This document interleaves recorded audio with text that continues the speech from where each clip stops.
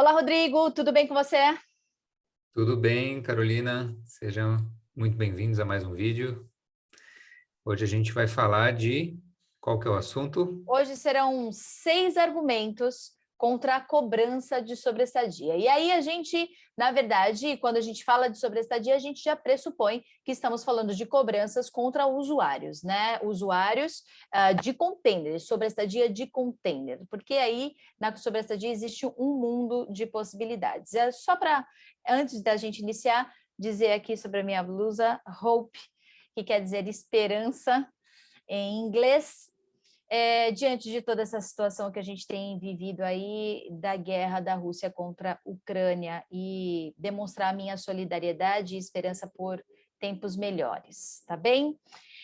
Rodrigo, eu vou iniciar rapidamente esse papo sobre os 6 argumentos, então pega papel e caneta. Esses não são 6 argumentos exaustivos, ou seja, existem outros argumentos que podem ser levantados diante de uma cobrança de sobreestadia, mas esses são os 6 principais, então anote aí que o primeiro é prazo prescricional. Por que esse argumento é tão fundamental quando a gente se depara com uma cobrança de sobreestadia, Rodrigo?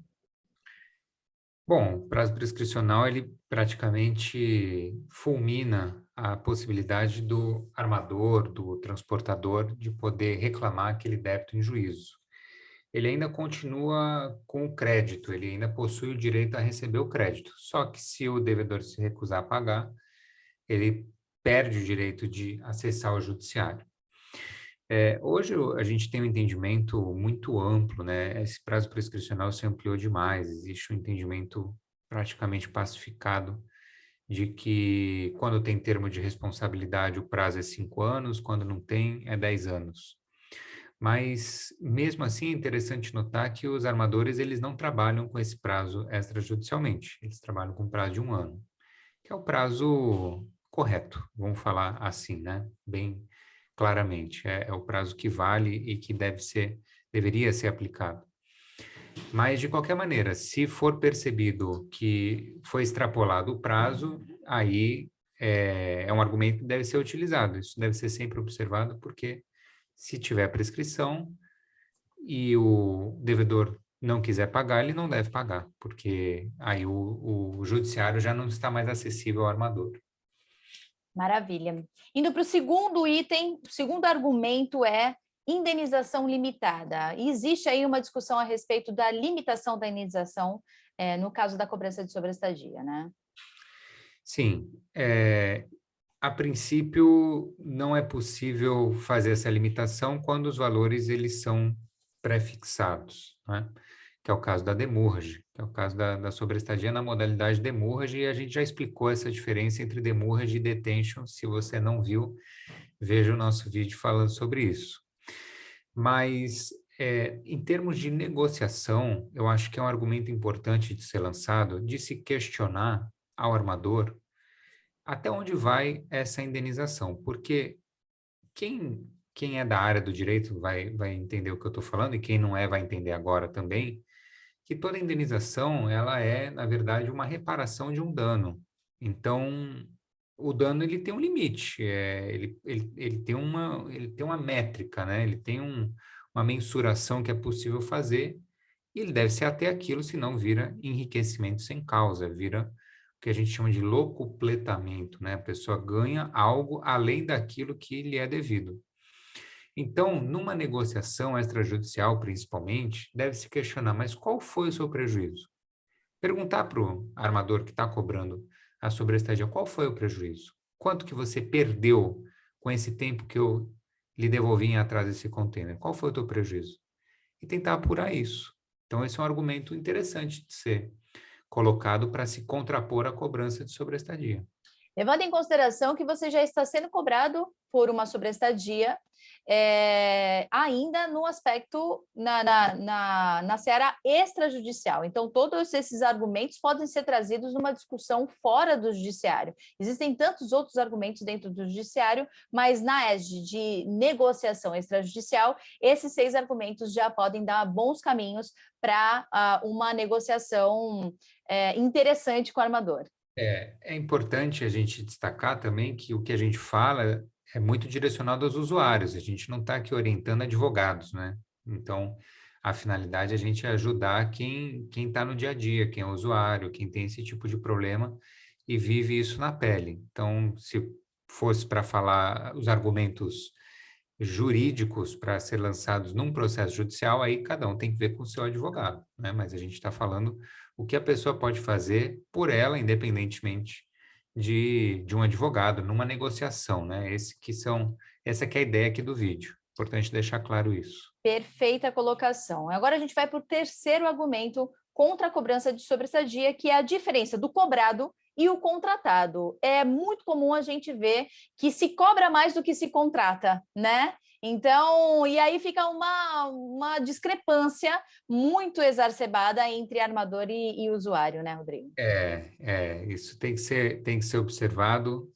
Aí, período de franquia, os valores das diárias, porque isso, às vezes, pode não ser uma diferença muito grande no que está sendo cobrado e no que é devido, mas isso já enfraquece a argumentação.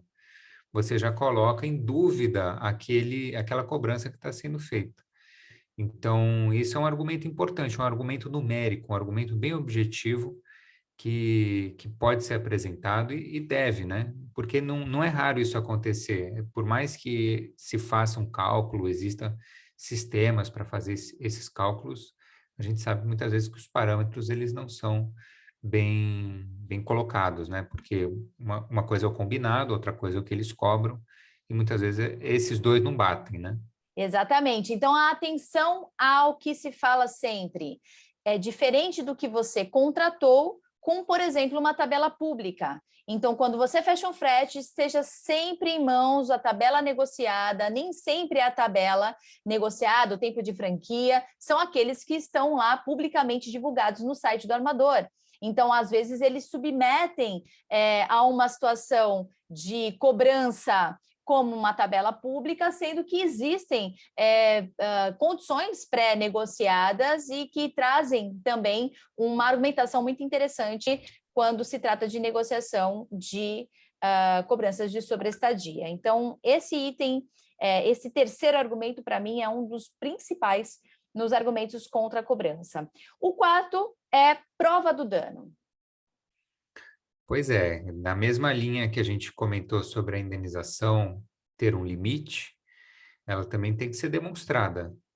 Como a gente fala no direito, é a prova do nexo causal, né? Então, o vínculo entre a conduta do usuário e aquele dano que foi percebido, foi experimentado pelo armador ou pelo transportador. No caso da demurrage, ele já é previamente estipulado, né, pelos valores das diárias. Mas numa negociação, independentemente de já estar previamente estipulado, eu acho que vale a pena questionar se tem como provar esse prejuízo. Porque é tudo uma presunção, né? A demurrage, quando ela estabelece valores de diárias, ela presume que houve um dano. Mas será que houve o dano propriamente dito? Será que houve um prejuízo? Será que realmente o armador, naquele período, ele ia ter conseguido colocar à disposição de outras pessoas aquele container pelo tempo que ficou? Porque, vamos supor, uma sobreestadia pequena, 10 dias, por exemplo. Será que houve um dano mesmo? Em 10 dias? Mas dependendo do container, pode se tornar um valor alto. Se forem muitos containers, 10 dias, imagina, 50 containers, reefer, 10 dias. Pô, é só 10 dias, mas são 50 containers. Então pode ser um valor alto. Tudo bem, 50 é um número meio exagerado, mas vamos pensar, 10 dias, qual foi o prejuízo efetivo que foi gerado? Então, essa prova do dano, ela é importante numa negociação, ela já está subentendida no valor da diária, mas numa argumentação é importante questionar isso. Sim. Como é que você prova o dano que você está experimentando? Esquece tabela, vamos pensar na vida real. Como é que é o dano que você sofreu? Me prova ele, onde que ele está, né? Numa realidade de bilhões de dólares sendo faturados anualmente no mercado no mercado de navegação marítima, esse prejuízo fica bem minimizado, né? Então, é um mercado altamente rentável e você questionar até que ponto ele sofreu danos com aquela sobreestadia é um argumento bem interessante para se levantar. E, por fim, inexistência de termo de responsabilidade ou de um contrato, né, acessório ao BL. Me explica um pouquinho mais, Rodrigo, sobre esse último argumento sobre o termo de responsabilidade. Sim, esse é o quinto, né? Você falou no começo que eram 6, mas aí é o quinto. Mas vamos nos 5, esses 5 já são bons, né? Vamos lá. Esses 5 já são bons. É que são tão bons que dá a impressão que tinha até um a mais aí, né? Mas olha Olha, só, parece pegadinha, mas não é, hein? é, mas olha só, esse ponto que a gente está querendo chamar atenção é o seguinte, que o BL, primeiro, você, usuário, teve acesso ao verso do BL, às condições do contrato? Segundo, o verso do BL, ele não estipula uma série de questões referentes à sobreestadia. Então, sem o embasamento contratual, sem o embasamento do que foi estabelecido e combinado entre as partes, como é que vai haver uma cobrança sobre a estadia? Vai ser um valor criado? Vão ser condições criadas, tempos de franquia criados aleatoriamente? Ah, não, é uma tabela que tá ali registrada num cartório, está publicizada num site. Ok, mas acho que esse argumento ele poderia ser melhor, né? Então, esse argumento de que a tabela é pública, de que está registrado num cartório, é muito fraco, ele tem que ser rebatido, tem que ser resistido. Tem que falar que, olha, não existe uma contratação efetiva, não houve uma anuência da minha parte em algum momento, aqui eu estou falando como usuário, né? Não houve uma anuência da minha parte em algum momento aceitando esses valores, essas taxas de diária, esse período de franquia. Então, vamos fazer o seguinte, vamos negociar isso agora, vamos ver o que que é o praticado, o que que é o justo, o que que pode ser feito. Então, esse é um bom argumento para rebater essa automatização das cobranças quando não tem o termo de responsabilidade. Maravilha. Bom, encerramos 5 argumentos contra a cobrança de sobreestadia. Poderiam ser mais, mas nós resolvemos compilar em 5 grandes argumentos e que, se você entender que há espaços aí para outras discussões, e de fato há, compartilhe com a gente, mande seus comentários e inclusive sua experiência, sua vivência no mercado, que é sempre muito bom compartilhar com vocês esses momentos, tá bem? Obrigada, Rodrigo, pela participação, pela presença. Obrigada a você que nos acompanhou até agora. Se você chegou agora no canal, clica lá no sininho, acompanha as nossas novidades, nos siga. Estamos também em outras redes, inclusive no LinkedIn, no Instagram. Nos acompanhe por lá, que a gente sempre tem conteúdo novo, publicando toda semana, tá bem?